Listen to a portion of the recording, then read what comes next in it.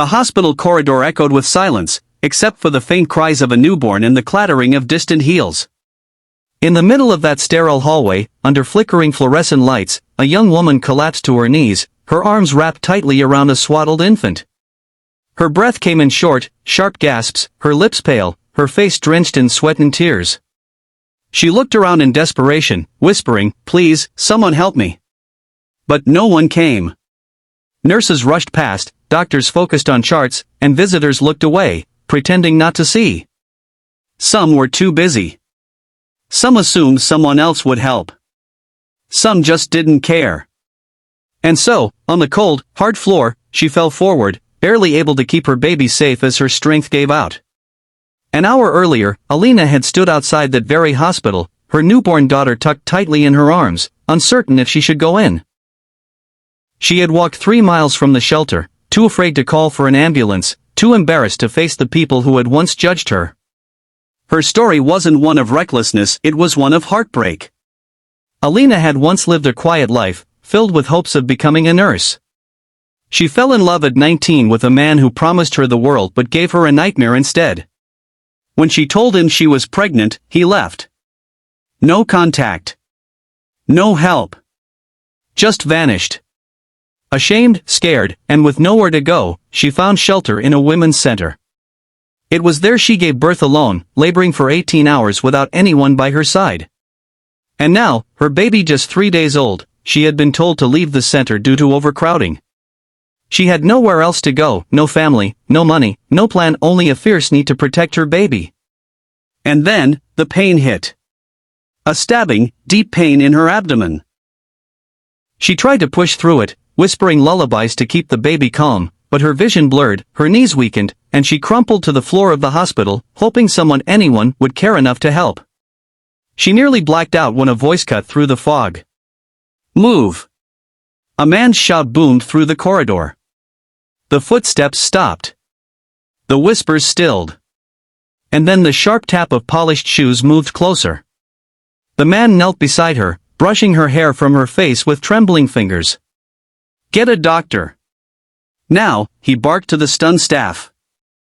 Strong arms lifted her and the baby from the floor, and the last thing Alina saw before the darkness took her was the concerned face of a stranger, a man in an expensive suit, with eyes full of compassion.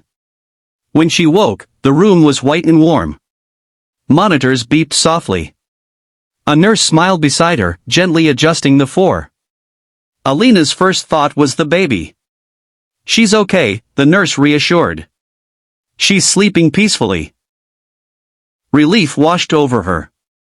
A few hours later, the door opened, and the man from before stepped in. Alina sat up, clutching the blanket to her chest. He looked even more out of place now, tailored suit, shiny shoes, Rolex watch, but his eyes, they held no arrogance, only warmth. "I'm glad you're awake," he said. "My name is Adrian." She blinked, unsure what to say. "You fainted. Dehydration, exhaustion. They said you hadn't eaten in a day." Her lips trembled. I didn't mean to cause trouble. I just wanted someone to check if my baby was okay. I was scared." Adrian sat down beside her. "You didn't cause trouble. You were failed by everyone around you." He didn't offer pity, only kindness. And that meant everything. Days passed, and Alina remained in the hospital under Adrian's care.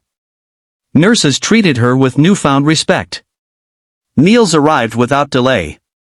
She and the baby had a room of their own. When she asked why, the staff only smiled and said, "Ask Mr. Adrian." So she did. He told her he was a businessman who had once been homeless himself. Lost his parents young, raised in a foster home, and built his empire from scratch. He never forgot the kindness of one nurse who had helped him when he was 17 and sick with pneumonia. "She saved my life," he said. "She believed in me when no one else did."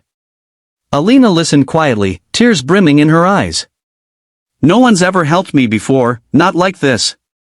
Adrian tilted his head. "You remind me of who I used to be. You're stronger than you think."